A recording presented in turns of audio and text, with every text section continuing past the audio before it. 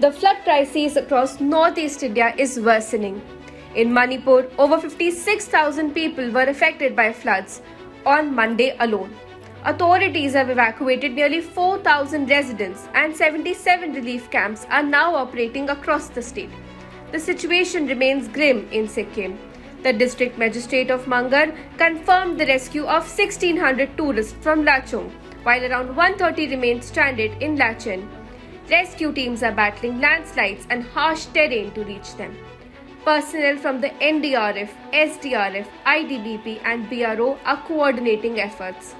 Helicopter evacuations are underway, but poor visibility forced an Mi-17 chopper to return to Pakyong Airport early 4th of June. In Assam, the flood toll rose to 17 after 6 more deaths were reported on June 3. The deluge has now impacted over 6.33 lakh people across 21 districts. 7 rivers, including the Katakal, have crossed danger levels. The Assam State Disaster Management Authority confirmed that more than 600 animals have perished in the floods.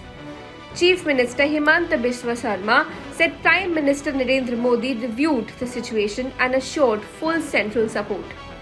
In Imphal West, one body was recovered as floods continued to batter Manipur.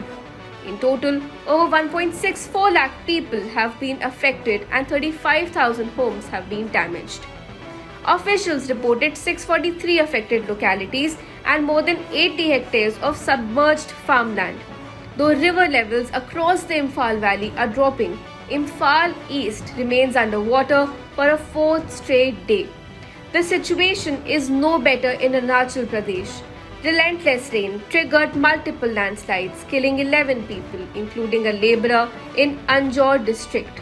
The State Emergency Operations Centre reported infrastructure damage across 23 districts, including 51 roads, 17 power lines, 23 water systems and 2 schools.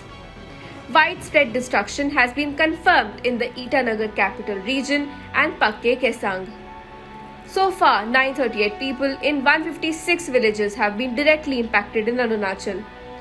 With weather conditions still unstable, emergency teams across the northeast continue to battle time, terrain and rising waters to bring relief to thousands stranded and displaced.